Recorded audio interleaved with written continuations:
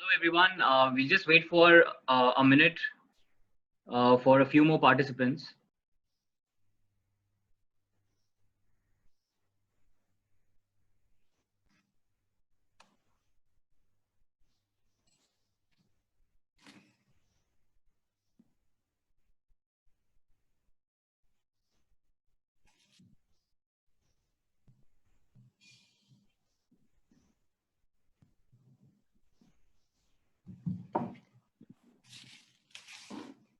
I think we are good to go. We'll probably let them join a bit later. All right, then. Hello and good evening, everyone. A very, very warm welcome to all of you. I'm Prateek Dhariwal, the moderator for today's wonderful webinar on marketing in the post-pandemic world. First of all, I hope you and your loved ones are keeping safe wherever you are on the globe. These are strange and unprecedented times which have definitely affected our lives from all angles. But in the midst of all this, we've all grown stronger and we've all done things which we wouldn't probably have imagined us doing in the pre-COVID times, right? So before we kickstart the discussion, here's a small activity for everyone present on this call to list down 3 new things that you have done or learned in the past 4 months. You can write your answers in the chat box on the right. As an example, I have tried my hand at baking, practicing yoga and meditation. So it'll be great to know in the next couple of minutes about the things that you've tried during your days in quarantine. So please go ahead and type your answers.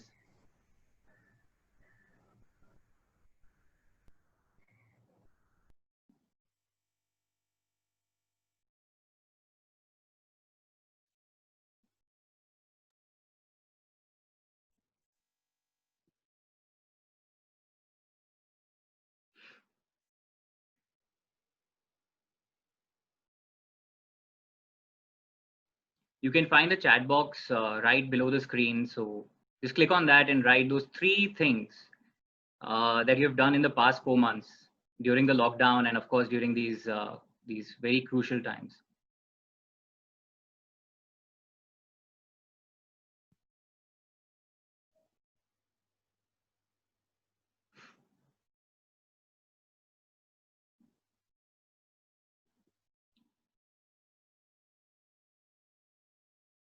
I'm looking for more answers. You've just got a couple of them.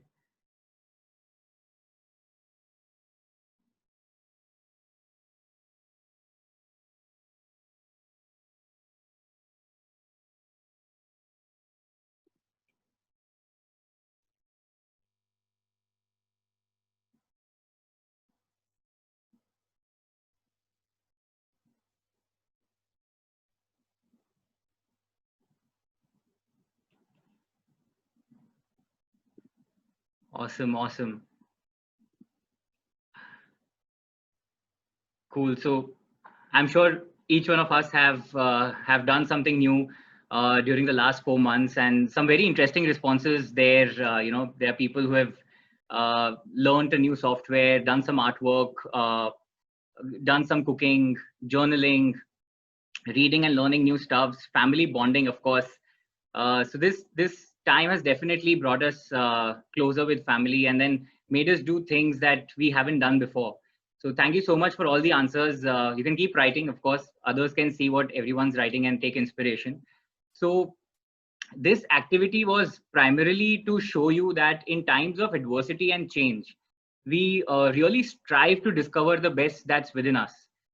We try different things that we haven't done before. So all of this could be for various reasons, like for one's own betterment, to be prepared for future, or just simply for fun. But remember, it does add a lot of value. So putting things into perspective, we should now look at some marketeers and how those marketeers are dealing with this situation. What are the things that they have done differently over the past few months? And finally, what to expect in the future. Yeah. So it's time we meet and greet our dynamic group of panelists for today. I call them the millennial marketeers, a breed of contemporary marketing professionals who are here to share some of their valuable insights and thoughts on what marketing would look like post the pandemic. First up, let me introduce Sneha Tekriwal. Sneha is a seasoned e-commerce professional with a vast experience in category and brand management, strategic partnerships, and business development. She's currently working as a senior category manager at Nykaa. We have with us Alabhya Yug Khetan. He's a passionate consumer products marketer. He's working as a brand manager of the baby care portfolio at Piramal in Mumbai. Next on the panel, we have Puneet Kaur. She's a marketing champion, having worked on some important F&B projects in her career so far and has handled marketing for brands like Carlsberg and Johnny Walker. We have Abhinav Jain with us, an IIM Kozhikode alumnus, and someone who breathes Har Ghar Kuch Kehta Hai every day as he works for Asian Paints. And finally, all the way from Singapore, we have Anushri joining, who's a marketing consultant and a digital ninja. So great to have all of you here. I wanted to first go around and ask our panelists, how are you personally coping up with the situation, and what goes in the mind of a marketer during such testing times? So if one of you could start and we could go one by one.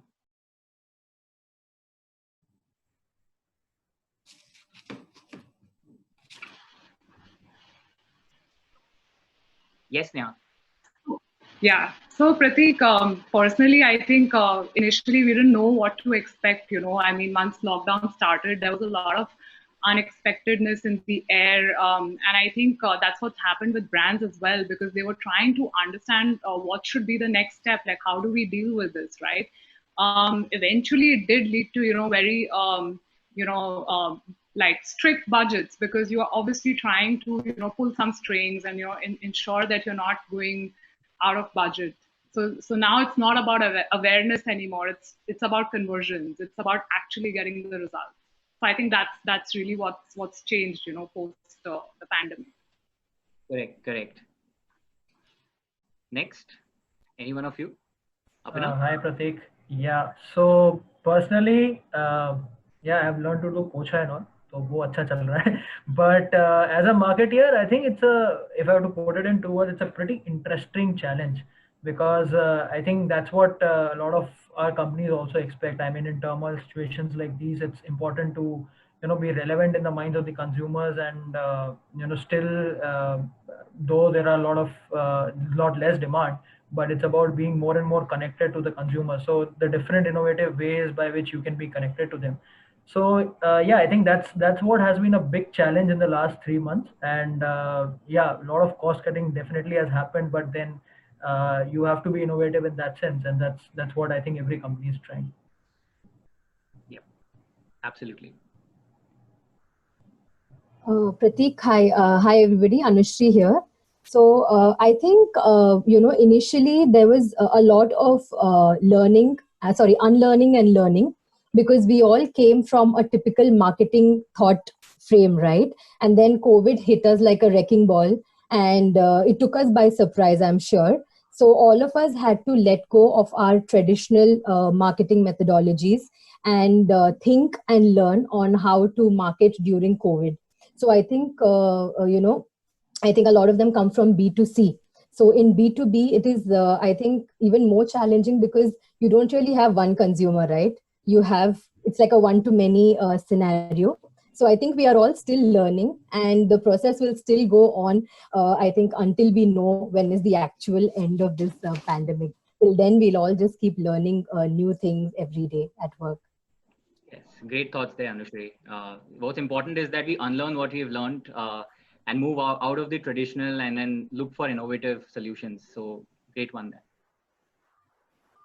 Hi Pratik, hi, good evening everybody. Alabhya here. So just to build on what Abhinav, Sneha and Anushri said, I mean, in these times, the most important thing that has been for me personally, or for most marketers, has been to get the optimum value of the buck that they're spending.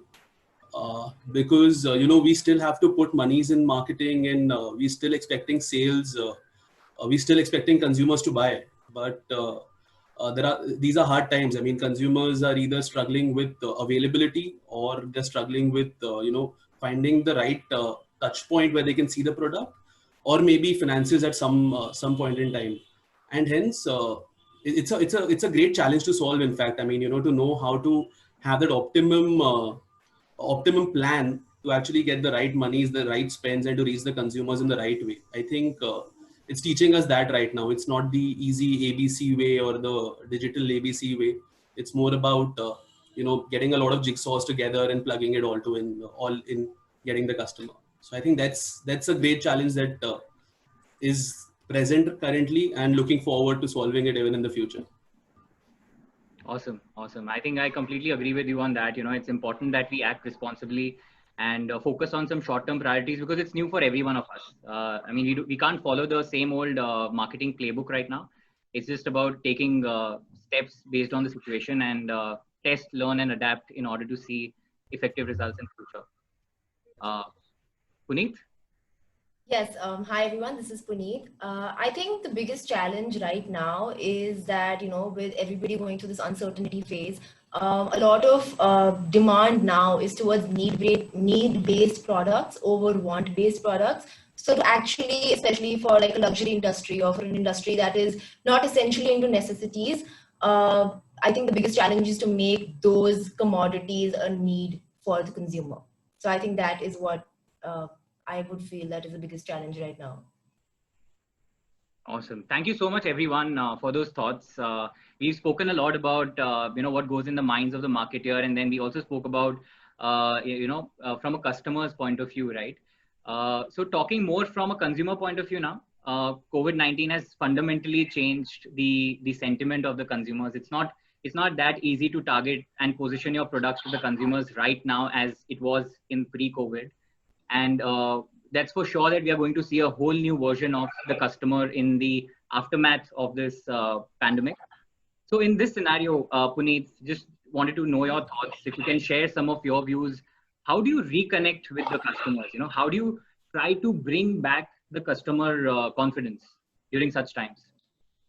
Sure. So what I would say is that as far as the consumer behavior goes, it's gone through a change. People are now mostly working remotely, which means that they're obviously consuming, there's a higher consumption of online digital content, which is leading to, higher e-commerce shopping nowadays. So I think brands are now tending to shift their marketing strategies towards the digital medium versus traditional mediums that they were previously involved in. I think influencer marketing is now really picking up because people want to connect to an organic, source for information, and nothing better than an influencer do that on a digital platform for a company. In addition to this, I think that, because of the uncertainty, like I mentioned earlier, need-based products, to sort of, place your product as a need-based product instead of a want-based product is very important, because everybody's pockets, I mean, we look back at our own homes in the last 4 to 5 months, we've really been very conservative and mindful of where we're spending our money. So I think to definitely make sure that your product is a need and not a want anymore.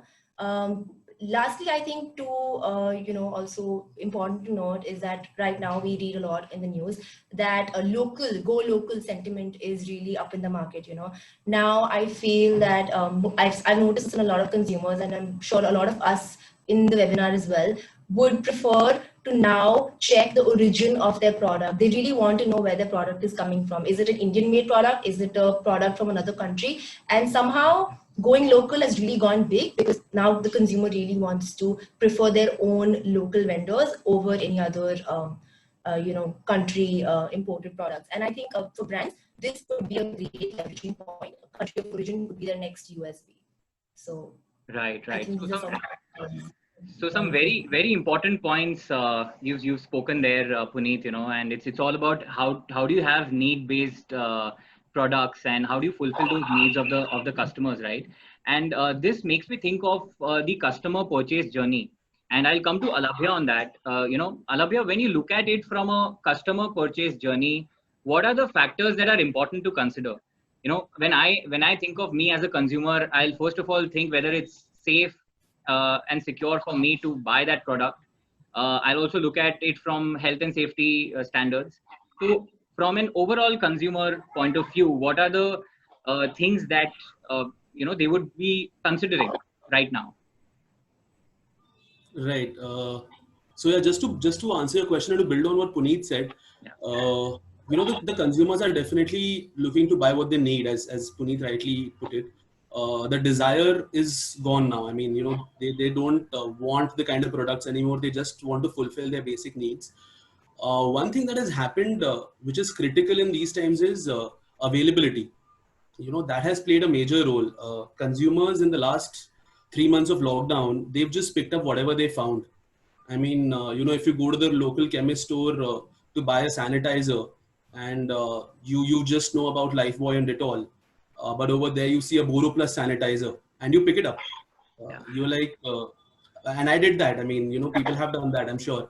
And you're like, it's a sanitizer. I mean, you know, BoroPlus is a company known for something else, for an antiseptic cream, but it is a sanitizer and it will fulfill my need. Yeah. And hence, I think that that connection to brands about their particular core products is kind of diluting right now. Customers would want to go for whatever is proving its efficacy and is available. I think that will be the one key thing that will come out of the entire post-COVID world. The second thing is brands will start talking about fear a little more, is what I look at as. I mean, for example, a Lifebuoy, it wouldn't really say Tera Sabun or whatever, just put it in English for everyone out there. Is your soap slow, Bunty? You know, wash your hands for a minute or wash your hands for 10 seconds. That convenience is not going to be there anymore. They're not going to talk about convenience. They're going to talk about fear. That it gets rid of all the viruses which leads to diseases. Whether it's 10 seconds, whether it is 20 seconds, nobody cares. I think consumers want that now. That's a little more that they're looking at. Right. And so just to again build on what Puneet said, I mean, I was actually reading a report yesterday by BCG, and India ranks the highest when talking about people looking at the labels of products about the origin. Okay. So 63% of Indian consumers actually look at the origin of the product. And hence, I think made in India or, you know, made in wherever is very crucial today. So consumers, marketers really need to tap on it for everybody out there. I think these are three key points that come out of the consumer behavior in COVID. Correct. And yeah, I would like to sum it up that way. Yeah.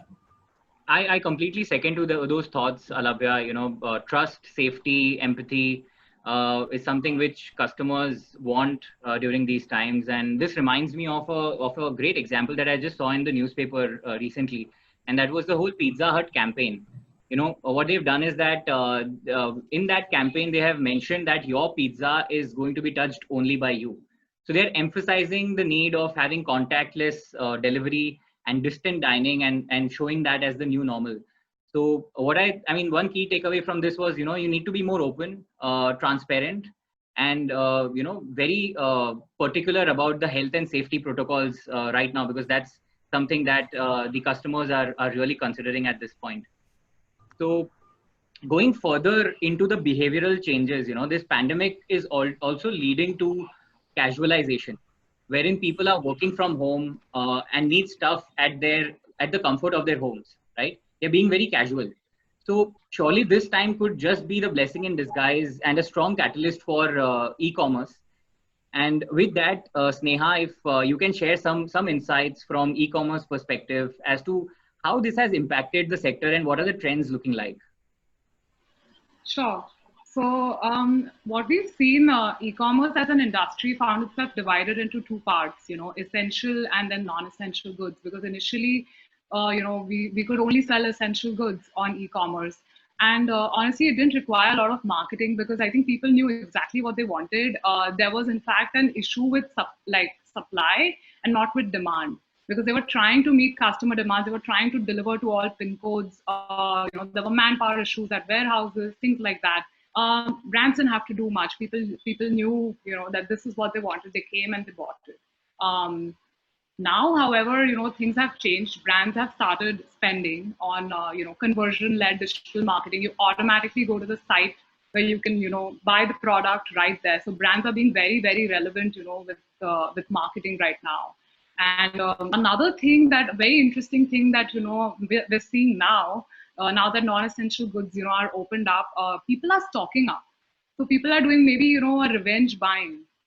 because, you know, after 3 months in lockdown, people just sort of, I mean, this is just something that's been observed, you know, earlier also in, say, other countries like China, where, you know, suddenly Louis Vuitton got sold out in like one day. So I think this is a new phenomenon that we're noticing now, where people are actually, you know, splurging and they're buying makeup. For example, I see on Nykaa that people are actually buying a lot of makeup right now. So I don't know when they're going to use it, but they're just buying, just probably stocking up.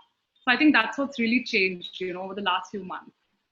Correct. And, you know, you said that, you know, things are changing as the markets are opening up, cities are opening up, and with those economies. So another follow-up question to this is, how comfortable do you think will the consumers feel when they return to the retail stores, offline retail stores, and would they be able to enjoy the same old retail experience?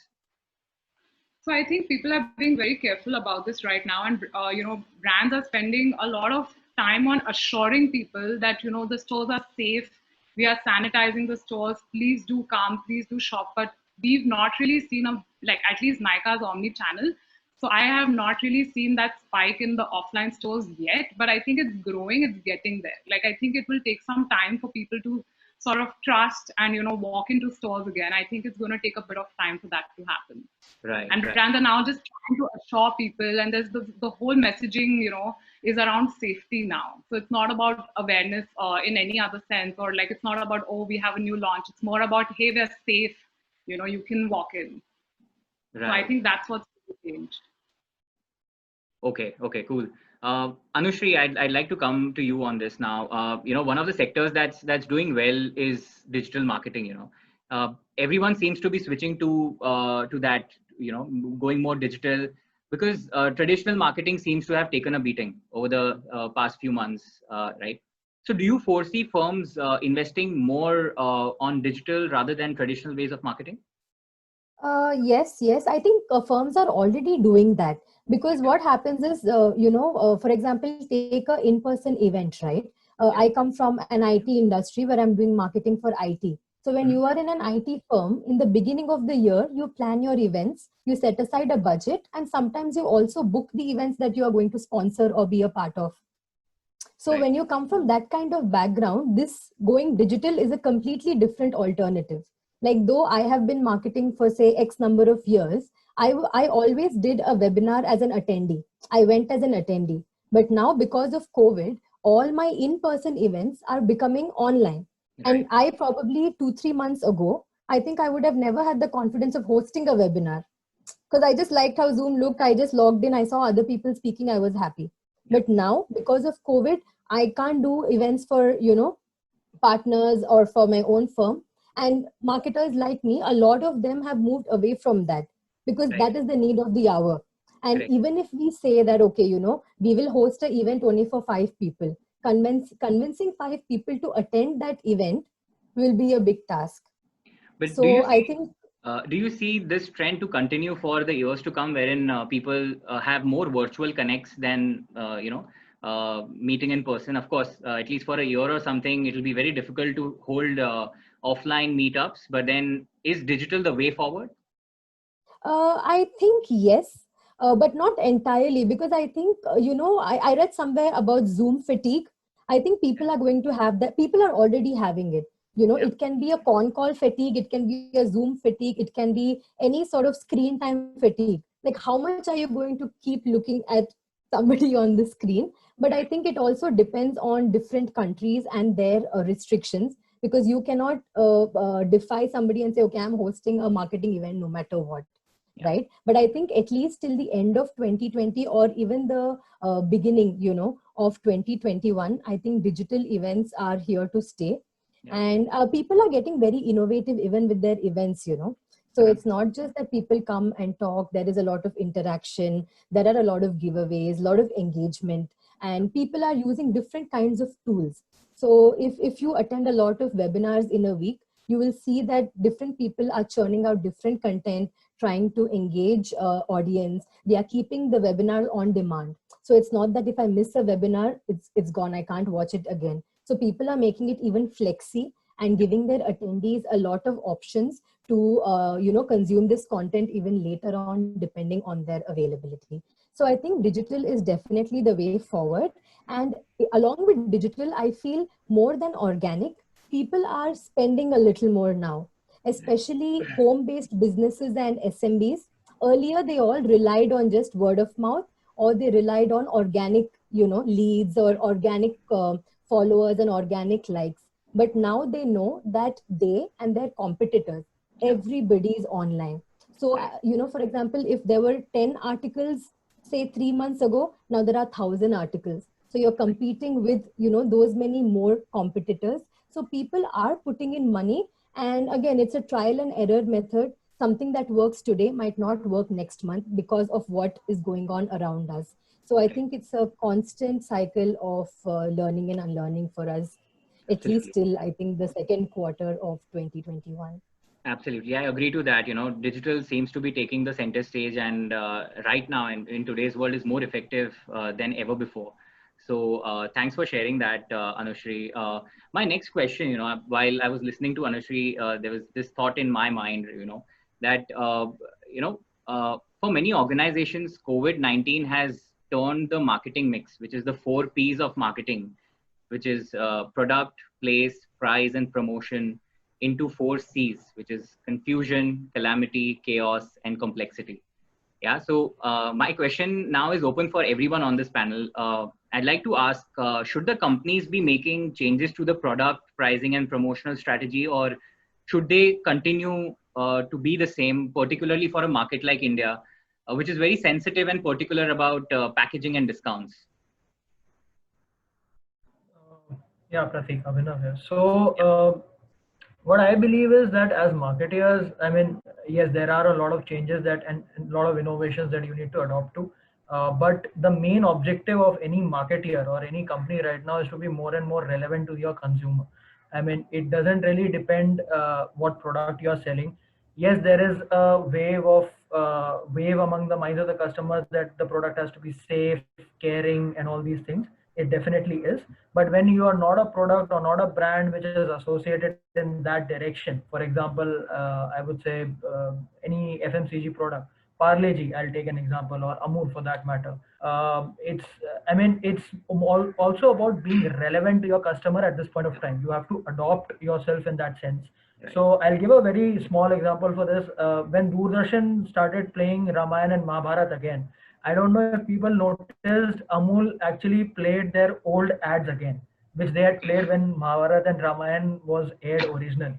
So that was a big, it has got nothing to do with safety, it has got nothing to do with caring, but it's about being relevant or present in the minds of the customers. So I think that is where brands will have to adopt. Yes, the first thing that comes into people's mind is whether there will be consumption, whether there will be sale. So whether should we go for this marketing tactic? Yeah. But as everybody or others pointed out in the panel, Sneha pointed out that people are still buying. People have not stopped buying. People are buying all those essential goods, and people want those products. So it's about being more and more relevant to your consumer. Maybe the mode will change, as was pointed out. Digital is becoming big and big, but I think it's about relevance. So the more relevant you are, the more better it is for you, even in these times. So that's why I feel it's a very interesting challenge for all the marketeers out there to adopt to this kind of a situation. Completely agree on that, Abhinav. Brands which have a more consumer-friendly vision, more people-friendly at this point, they're standing by their consumers, will come out of this stronger than anyone else.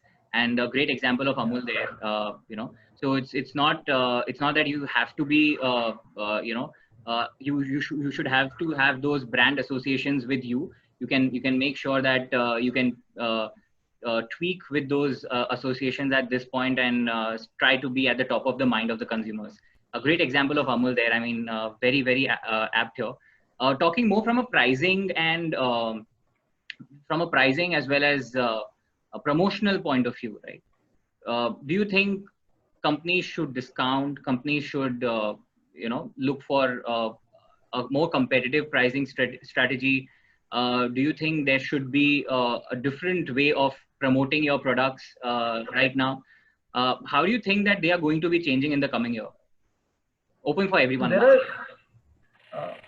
so I'll just, okay, yeah, sorry, go for it. No. So I just, while we're talking about this, something came to my mind that not in India necessarily, in France and Italy, which have been, at least in the early wave of COVID, really impacted, they opened up their museums for an online tour.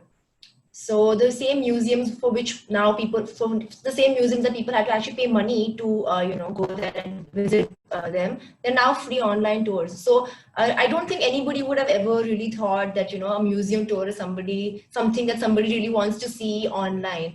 But it was a really big success. It was open for a while, for a short window. I'm not sure if it's open now. So I think promotion doesn't always have to be linked to pricing or, deep discounting. Promotion can also be a completely new way of presenting the product. So, I mean, in this case, of course, making it online and making it free for people to have that whole, 360-degree view of a museum sitting wherever you are in the world. So I think that was also really something that just really caught my eye. So. Right. Great point, Puneet. There.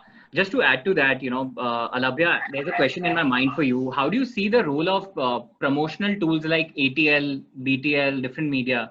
How do you think that they are going to be changing in the coming year? I understand that you are closely working with your brands on these parameters and these mediums, ATL, BTL, etc. So, what are your thoughts on this? So firstly, to start off, I mean, as Anushri also put it rightly, I mean, we are sitting at a digital platform right now. That's not just the future, that's the present. We know it's all about digital. Things are changing. I mean, brands which were investing on TV earlier might not do it anymore. I mean, just to give an example of my brand particularly, we waited for the entire year, burnt our budgets because we knew that IPL is going to come. And during IPL, TV is really expensive. And being a small brand, we can't really afford to advertise during IPL. And what happened? IPL hua hi nahi. I mean, we had to take up slots apart from that also. And now we don't know. I mean, whenever IPL happens, we know we cannot be on TV that time because and it's going to be more expensive than ever. TV has lost a lot of money. Channels have lost a lot of money in this COVID time. As Abhinav said, Doordarshan suddenly came up and earned a big chunk of the pie of the advertising spends, right? The entertainment channels like Star and all, they didn't have fresh content. Sports channels didn't have fresh content. So nobody was watching them. There was no advertising happening. And I think that was something that spurred people to move to digital because digital is more in your control. So moving ahead, I definitely feel that digital is going to rule the entire roost of advertising. ATL is going to be ruled by digital. One more thing that I see coming up is I think Puneet mentioned about influencer marketing. In influencer, I would, the influencer is definitely a part of digital. But one thing that will start happening in ATL is a lot of product placements will start happening in movies. Or in serials or in series, because we're moving to that world. We're waiting for Netflix releases and Amazon Prime releases. So we are going to see a lot of brands in there. I mean, you might see an Ariel doing a share the load campaign in a movie like Mission Mangal, where there is a husband-wife thing happening, right? So that's going to happen a lot in the future. I think ATL is going to move that way. Digital, not only Facebook, Google, Instagram of the world, but I think the apps also, news apps, your money controls of the world, and your visual apps, the OTTs, they're all going to rise. So digital completely is going to rise, while still TV rules the market in India with around 45-46% of ad spends. Digital is going to go big, and next year we'll see like 30-35% in digital skitty. Right. Two things that have really gone down, or three things that have really gone down in this time, which are any which way struggling: radio, print, and outdoor. I think they can see their death soon. So I think that's happening, and they'll have to innovate now. Yeah, Alabhya, I think the last part that you mentioned, the association of the FMCG products with the TV products, it has already started happening. I don't know if you guys know. 13th ki taiyari karke, there's a hashtag which is very much going on right now, because on 13th July, ZTV is going to come up with new content. So all FMCG companies have started like #13th की तैयारी stock up कर लो क्योंकि सब कुछ वापस आने वाला है. So all FMCG biscuits and everything. So yeah, that is happening. But one thing I would like to point out here, I mean, though things are getting digital, though things are going on the OTT platforms, I don't think it is the right strategy for the companies to cut down on their marketing costs. Because see, as a group, I mean, the core job of any marketeer is to, you know, understand the customer. Pricing is one thing, kind of product is one thing, but it's very important to completely understand what the customer wants. And you basically, we are the communication link between the company and the consumer, right? So the mode of connection would change, the mode of talking with the customer would change. But I think it will be wrong for companies to, you know, stay back because it's a pandemic time and, you know, not market or not be relevant at this time. In fact, I was reading a study where it said that 43% of the consumers actually like to hear from brands even in worse situations. By worse situations, that counted for earthquakes or tsunamis or where there is a lot of problem. Of course, pandemic is very new, but something very relevant. And yeah, because a lot of people have now started to go digital. I mean, even as consumers, right now we spend a lot of time on Facebook, Instagram, and other online derivatives, right? So it's important to, you know, be relevant in that segment.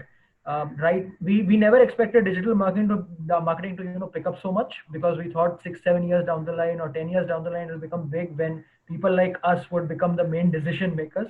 But because of this pandemic, the current decision makers have actually come on the online platforms, because right now everybody's at home. So now digital marketing has got that big boom. But again, the spends have to be pretty much proportional. Otherwise, you know, you can lose out the space, because digital is a large space. There's no space constraint. So yeah, that the spends cannot go down. The mode of communication has to change. I mean, I can understand from where you're coming, Abhinav. You know, Asian Paints, I just read recently, is one of the rare firms who have hiked up salaries by 20% in the midst of pandemic. So you know, and I completely agree with you that you know, it's very important to hold on to your marketing spends and try innovative ways of promoting your products. I know digital is a huge space to invest in right now, and if you look at the long-term studies also, they show that the right approach during such an uncertain time is to increase and not decrease your marketing spend. You know, the last thing you want is to be caught flat-footed and find yourself lagging your competitors when the economy revives, right? So I think that's a very valid point and the right strategy to go forward, right? Interestingly, we have a lot of students in this webinar. My question to all of you again is that, you know, this is more from a career opportunities and employability point of view. You know, we are all living in a VUCA world right now, which is volatility, uncertainty, complexity, ambiguity. And we all know that this is going to last for a while. You know, it's not going to end anytime soon. So in terms of career opportunities, what's the future? What are some employable skills that you think will come in handy for the current marketing aspirants and enthusiasts who can work on those skills and have a bright future in marketing in the future? So any thoughts there? Okay, let me begin with that one. So I think, Prateek, like our generation itself, we got to experience digital marketing firsthand. So I think we have seen websites from HTML to HTML5 to it being WordPress and Wix. So basically we have upskilled over the years. So I think upskilling will be a very big part of anybody's marketing portfolio. And to be honest, today, every second person is a marketer. You go on to Instagram, your influencer with, you know, 700K followers is a marketer. You and I with a degree, we are also a marketer. And there might be somebody without a degree who is also a social media or a digital marketer. So I think everybody needs to find their point of differentiation and have multiple skills. Because today what happens is, I've seen quite a few JDs which read, you know, you need to create social media posts, you need to design the post, you need to design the video. So that is pretty much, you're a videographer, you are a UI designer, you are a content writer.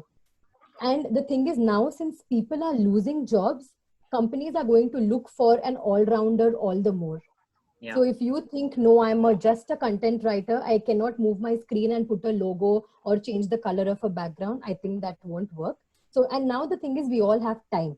You know, we are at home. Yes, we are working 8-9 hours on our full-time jobs. I think students are still studying, so they might have, you know, a few more hours. So it's a good time for them to take up free certifications on HubSpot, on Google, you know, brush up their PPT and graphic design skills, and try to mold themselves into all-round marketing professionals, because I think in future that is what would be required, not just Honestly, a standalone skill. Yeah, there's a question from one of our participants on this, and they've just written that do you think that the online courses that you just spoke about really help students to upskill?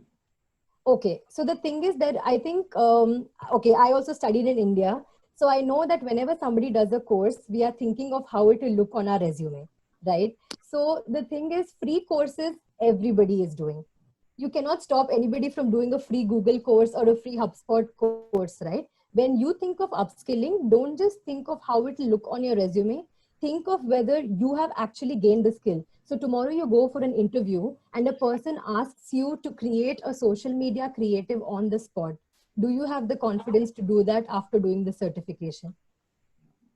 Because on a resume, we can all put in, okay, I've done X, Y, Z, but then the moment you go into an interview and he asks you, okay, can you design this? Or, you know, he asks you to pitch something. So unless you see yourself putting your certification to some use, then don't do it. All right. There's another question from the same participant who says, how do you find such courses that actually help you? Again, digital. We are all digital. Google is like our guru. You type anything in there and don't just stick to page 1, go to page 2, go to page 3. Sometimes there is relevant content even there, because now there is so much content in the world. I think you'll get good content till page 2 or 3. So go in, deep dive, and yeah, look for courses. I think a lot of universities on, you know, Coursera, say HubSpot, and they're all giving out free marketing courses.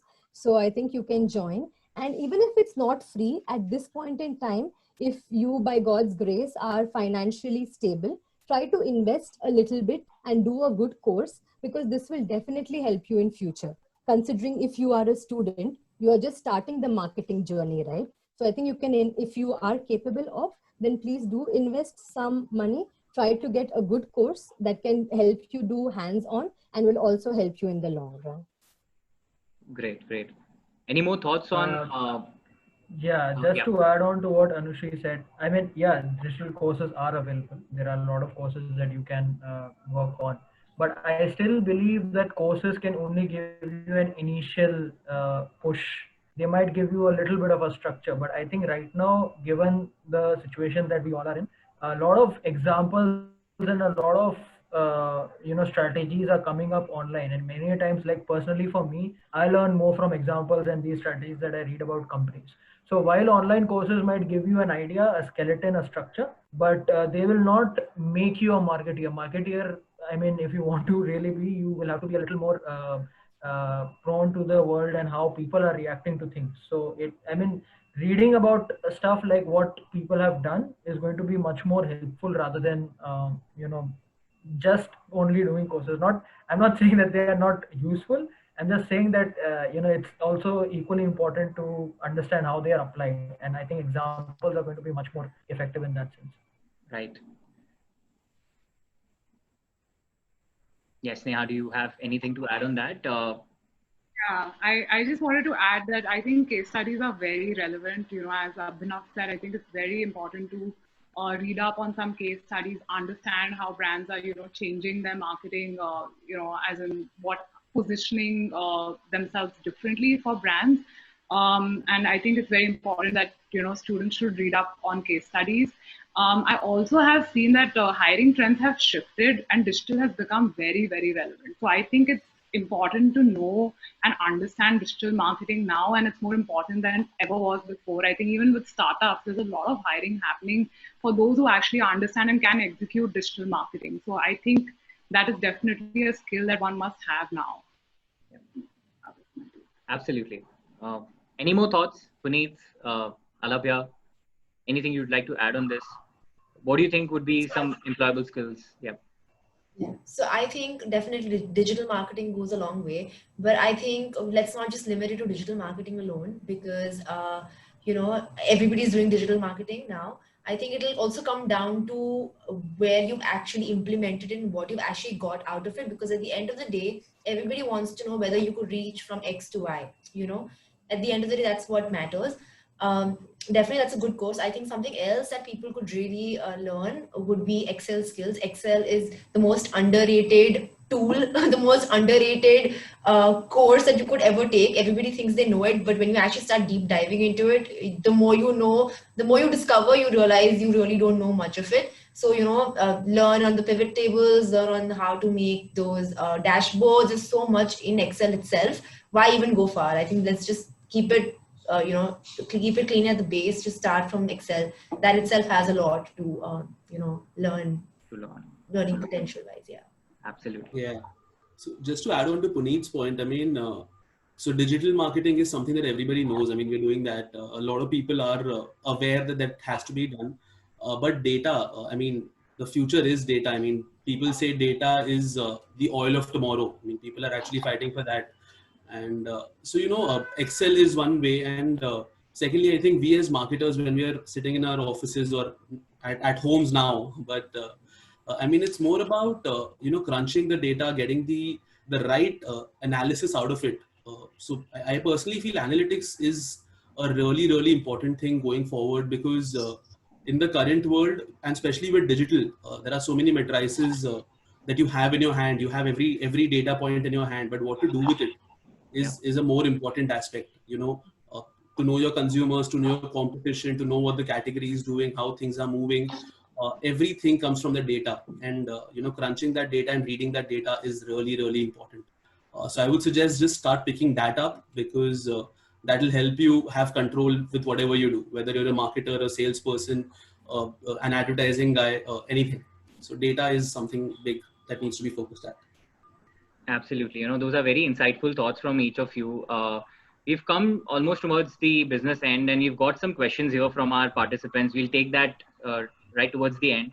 But one final question for everyone on this panel. What does the future of marketing look like in one sentence? Where are we heading to? If you could, share some of your parting comments on it. Where are we heading to?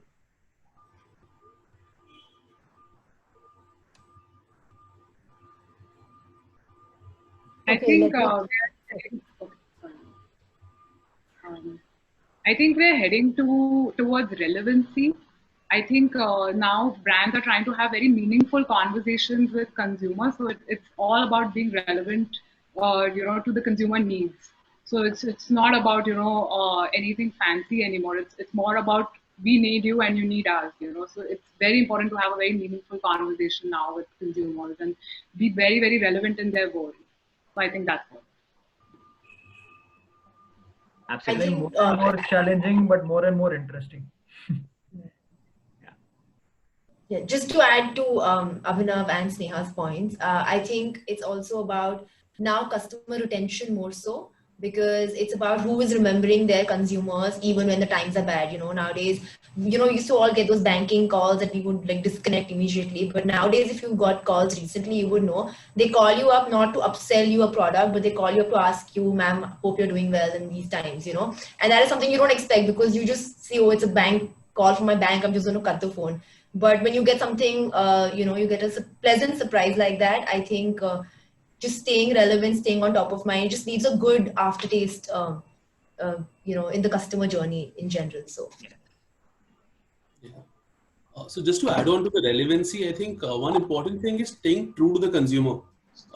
Just be true in whatever you're communicating to the consumer, wherever it is, whatever platform you're using, whether it's your product packaging or your company's website or your TV commercial. Don't make false promises. Consumers know what they're buying today. They are more educated. They are more aware of the entire surroundings than the marketers itself. And you need to really, really give the right communication to the consumer to actually have the entire benefit that they want. Yeah. Right. Okay, so we have heard about, agile in software development. I think going forward, we need to be agile even in marketing. We need to adapt to the changes because COVID is just one of the changes that we have faced right now. Again, it's uncertain what we might have to face in 2021 or 2022. So I think it will be a constant journey. And when it comes to, I think, our customers and our consumers, be it B2B or B2C, I think the marketing needs to be more human, where we are communicating with more compassion, you know. We are talking about the customer's pain points and then addressing how we can help them instead of just telling, we have this to sell, please buy. Because right now people want, like, you know, all the my other counterparts also said, the customers and the consumers want to be heard. They want to feel like, okay, this brand knows us and our needs. So I think that's important. And like Alabhya mentioned, data, we need to harness the power of data, because right now there is so much happening on the digital sphere. Only data and numbers can tell you what you should and shouldn't do. Even for, you know, for example, right now it's July. If I need to plan something for August, you log into your Google Analytics, log into your social media where you're paying and advertising. It will clearly tell you what your customer is looking at. So you know exactly what to pitch and what not to pitch in your subsequent communication. And the other thing what I have noticed is emails. I think people are drowning in emails right now. So if we as marketers, if we are the ones doing marketing automation and sending out our EDMs, I think it's very important that we don't bombard our consumers' inboxes. Do it very nicely with a touch of empathy. And I think we would be really effective marketers then, hopefully. Yeah. Absolutely. I think three key themes that come out of all that you said was that, you know, first of all, it's a war of relevance right now. How do you be more relevant to the customer's needs? Secondly, is to harness the power of data. I think that's very important. That gives you that acts as a guidance and a direction for the way forward. And then the third is go digital. You know, make the most of being online on the digital platforms, and because, you know, there's a huge world out there, virtual world out there, who you can target, and with using some of these analytics and the other tools, you know. So I think these three themes are what we are moving towards. And as a conclusion, you know, it's very important to recognize that there are uncertainties and fears surrounding COVID-19, but we as marketers, and to everyone out there, don't let this crisis paralyze you. You know, as marketers, we are daily driven to understand and adjust to our customers' needs in pre or post COVID time. So that's very important that we understand the customer's needs. We keep finding creative solutions to address those needs and meet them. And completely second with what Sneha said, that, you know, we should have that idea, that helping mindset in us, where we know that we tell our customers and consumers that we are here to help you. Yeah. No matter what the situation. So always have that helping mindset while devising creative solutions. And you know, I think that's where we are heading towards as marketers and as marketing solutions for our partners and customers. So with that, I'd like to conclude this discussion. We have a few questions there on the chat box, and we can take them one by one. I'll go through the question that is posted by Dharmesh. So he says that number of new brands have come up during this pandemic. As one of our panelists mentioned, that people are less concerned about the brand. Does that mean having a decent price lower than a well-known brand with good packaging would work well in this market? Can I take that? Yes, please. Yeah. So it's not about only price. I mean, you know, all 4 Ps have to be bang on. You can maybe price it at a premium, or you can price it at a discount. But the product quality is the foremost thing. Right, the first purchase might happen from the consumer, but after that it's a challenge. And you know, don't do that, because especially considering you know, the e-commerce purchases, everything is there on Amazon, on your product page. The bad experiences, the false promises made by you, the wrong reviews, or, you know, the negative thoughts of the consumer, everything is there. And just be true. As I said, just be true to what you stand for. If you deliver that, the consumer knows what they're expecting out of you. And whether it's a high price, low price, they know what they're getting into. Don't try to give a wrong product to the consumer. At the same time, the brand might not really stand for things. but your product needs to stand for something. Yeah, I hope that answers. Thanks.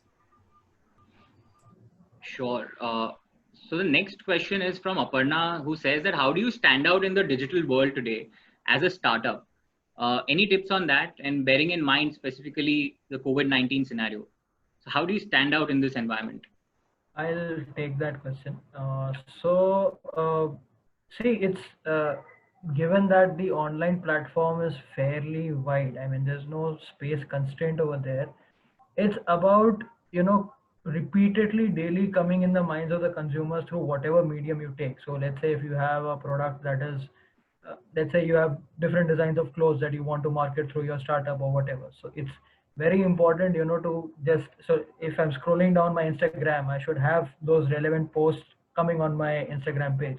Today, I mean, I'll take a very simple example. I used to only drink Nescafe coffee, but now on my Instagram, I have multiple brands that market their coffee, and I have tried all those brands.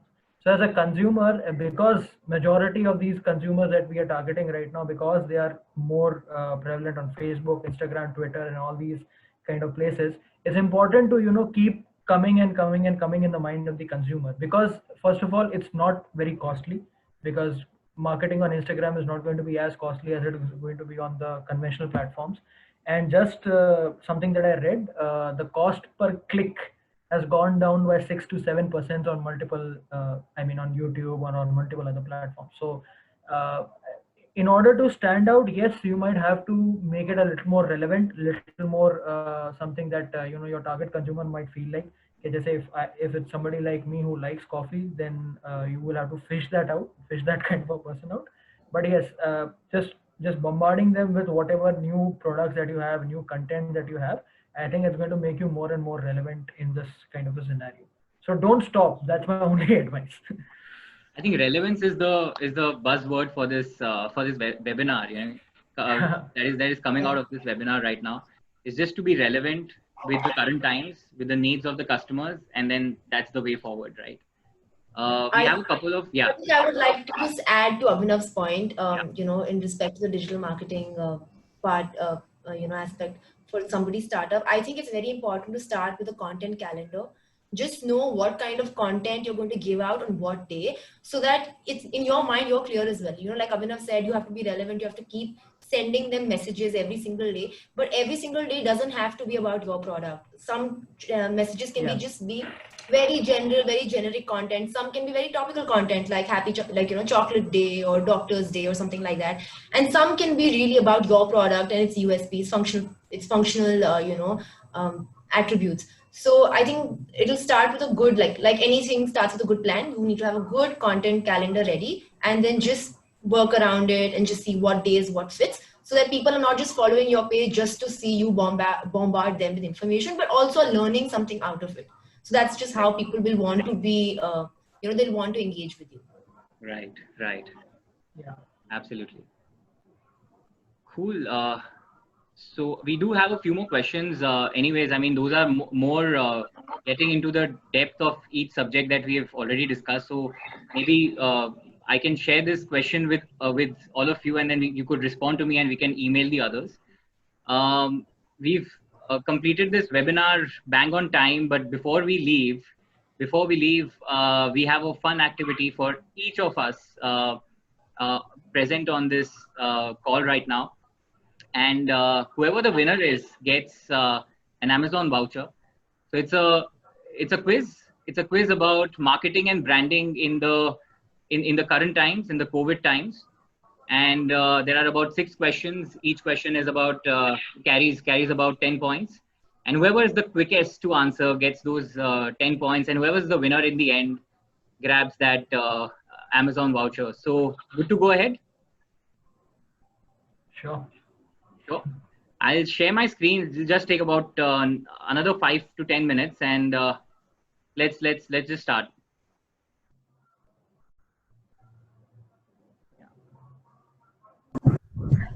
So we answer in the chat, right? Yeah, please answer in the chat box, and the quickest to answer gets quickest to answer, and then gets those 10 points for each question. And then whoever gets the maximum points towards the end gets the Amazon voucher. So let's go ahead. You've got to identify the brand here. It's okay if you could type in the option as an answer. We are not allowed to participate, right? Or are we? I mean, of course you can. Of course, why not? But you won't It's for give us the everyone. Amazon It's for voucher. everyone. It's for everyone. But It's you for won't give all us the the 40 Amazon odd people voucher, that are right? there. Let's do the stakes first. Yeah, Pratik, are we eligible for the Amazon voucher? Yes, Yeah. That's my absolutely only you are. question. Please play. Yeah. Yeah. Cool. So we've got a lot of answers there. And that's right. The answer is C, Fevicol, and it's Akash who's got it first. So well done on that. The next question now. So that's Fevicol, yeah. That's the Fevicol campaign during the COVID times. The next question is this one. You've got to identify the food chain brand in this photo.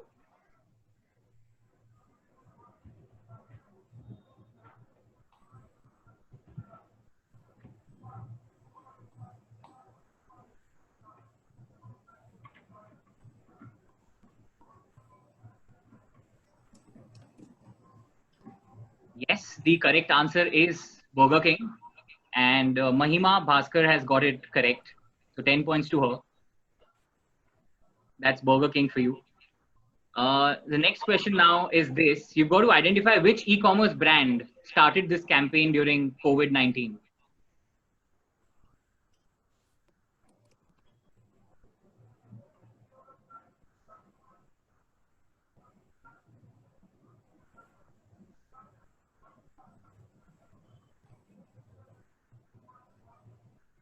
That's right. The answer is Flipkart, and Sneha gets it. Sneha gets 10 points for this. She belongs from the e-commerce background, so of course expected. Now the next question is this one. Identify the brand who did this campaign.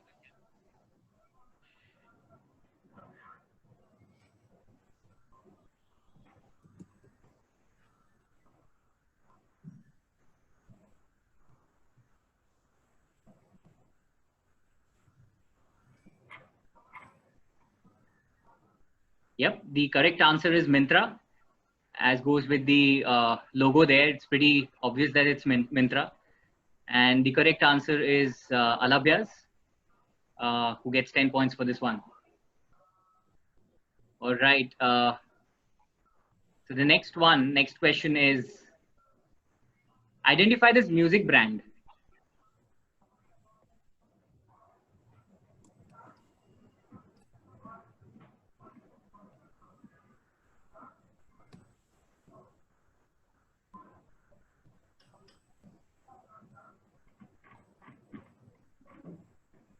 That's right. The answer is definitely Ghana here.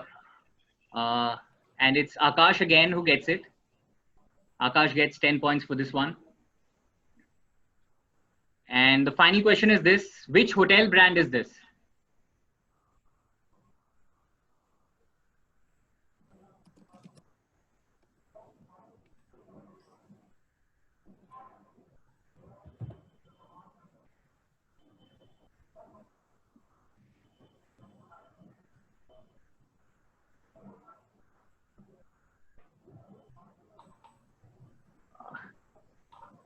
All right. Yes, the answer is Marriott.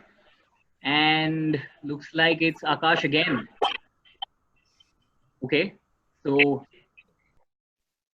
I know it's difficult on the phone. That's okay. But that's the right answer. Marriott is the correct answer, and Akash gets it. So Akash, you are the winner of this quiz, and you win the Amazon voucher that we just spoke about. So congratulations on that. Akash, please reach out to me with your details. I don't know exactly who you are. So please share in your details with me privately on this chat. Oh, I know that guy. मुझे दे देना चलेगा. So yeah, that brings us towards the end of this this wonderful webinar. Thank you so much, everyone, for attending this. You know, we've been waiting for for this webinar for a long time, and it did happen today. And massive thanks to all the panelists for, first of all, agreeing to do this, confirming their participation, and sharing some very insightful thoughts during the course of this webinar.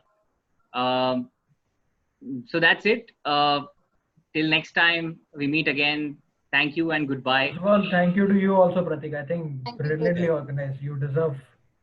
Thank you so much. Without you. Thank you so much. Thank you so much, everyone. Thank you. And I've got details of Akash, so your Amazon voucher is on the way. All right. Thank you so much, everyone. Thanks. Thank you. Thanks, everyone. Stay safe. Take care. Thanks, everyone. Bye-bye. Thank you, everyone.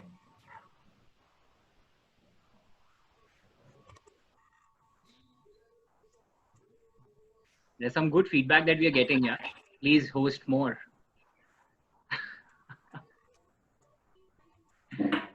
And some good feedback there. So well done, everyone, to all the panelists and to everyone for attending it once again. Thanks. I'll end this call now. Thank you. Thanks a lot. Bye-bye.